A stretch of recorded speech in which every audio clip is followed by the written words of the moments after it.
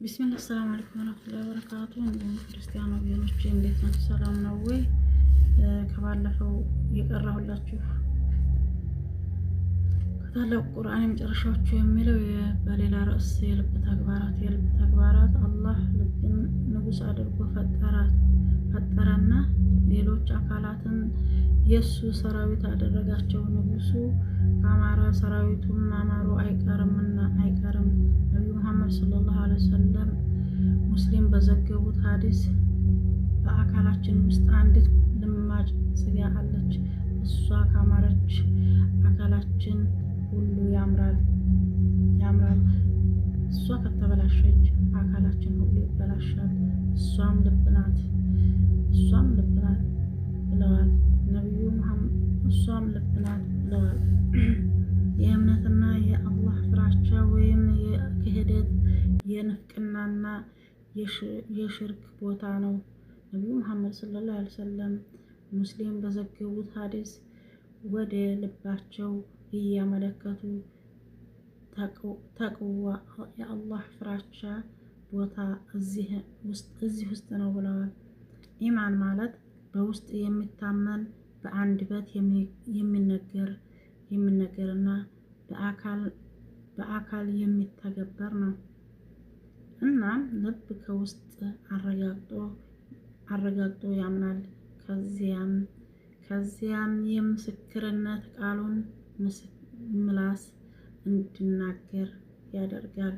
ከዚያም ልብ ውስጣዊ ስራውን ማለትም አላህን ማፍቀር፣ እሱኑ መፍራት፣ ከሱ ተስፋ ማድረግና የመሳሰሉትን ውስጣዊ ተግባራት ያከናውናል። ምላስ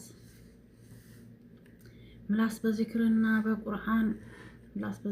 በቁርአን ይንቀሳቀሳል። አካላት በሩኩዕ በሱጁድና በሌሎችም ውጫዊ መልካም ተግባር ይወሳሉ።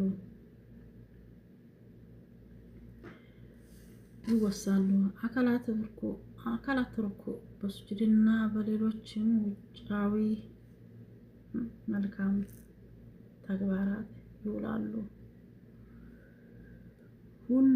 ሁሉ በሆነ ነገር ላይም ቢሆን በአካል ላይ በግልጽ መንጸባረቁ አይቀርም።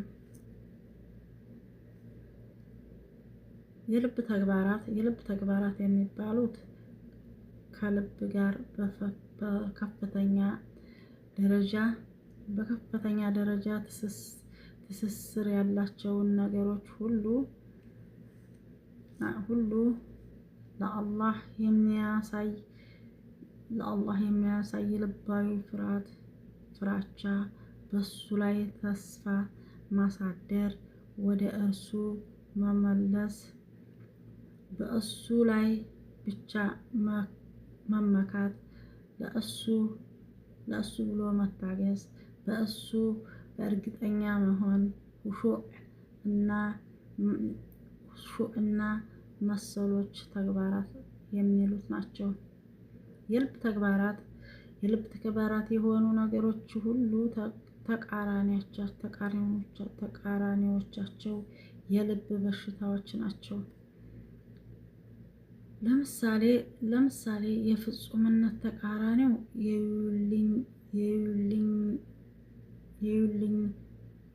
የይሉኝታይበትና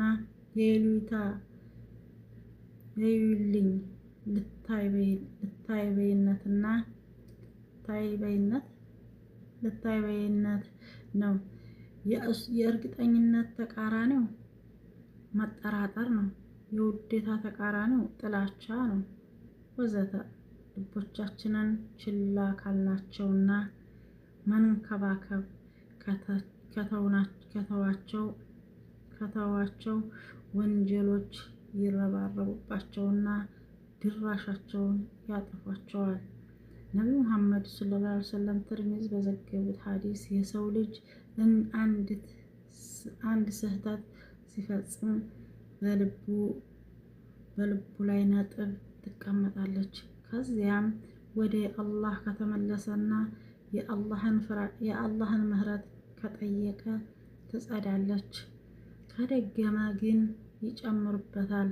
ከዚያም ከደጋገመው ነጥቡም ይጨምርበታል። ይኸውም ሂደት እሷ እስከምትቆጣጠረው ድረስ ይቀጥላል። ይህም ያ ቁርአን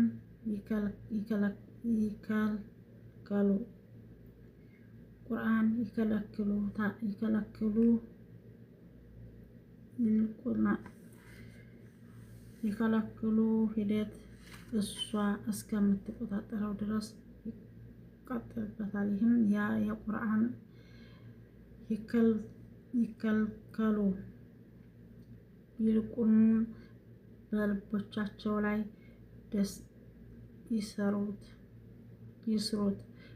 ይሰሩት የነበሩት ኃጢአት ደጋገመባቸው በማለት የጠቀሰው በልቦቻቸው ላይ ይሰሩት የነበሩትን ኃጢአት የደጋገመባቸው በማለት የጠቀሰው ራን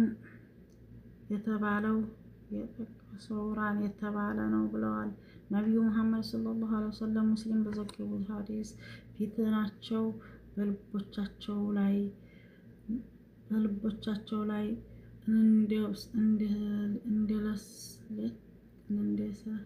እንደ ሰሌን ገመዶች አንዳንዴ እያሉ በልቦቻቸው ላይ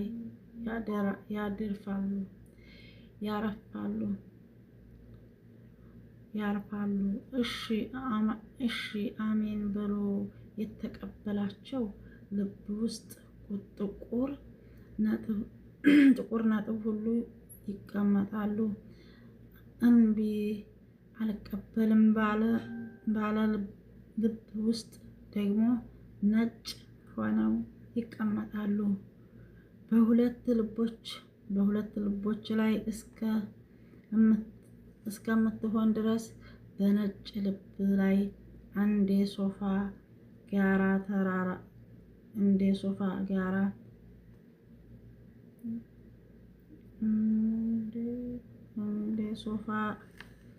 ጋራ ተጠናክራ ወይም እንደ ብር ንጹህ በመሆን ምድርና ሰማይ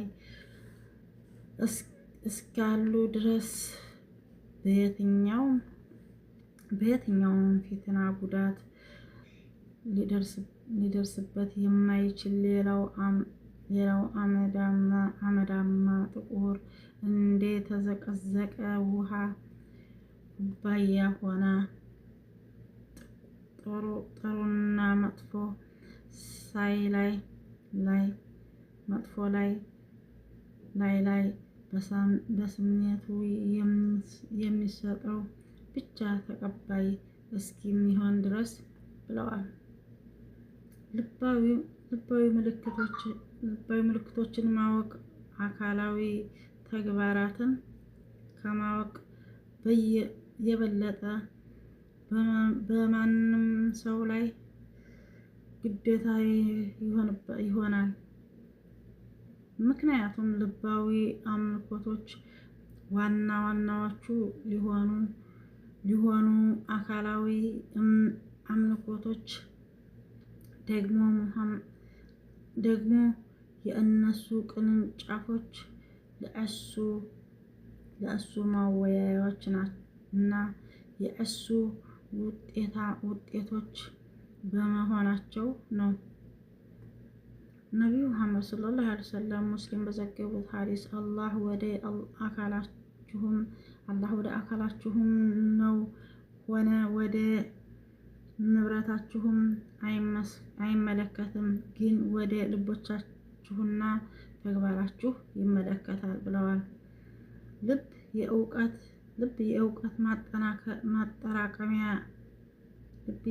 ማጠራቀሚያ እና የምርምር ማካሄጃ ቦታ ነው። ለዚህም ነው በአላህ ዘንድ በሰዎች መካከል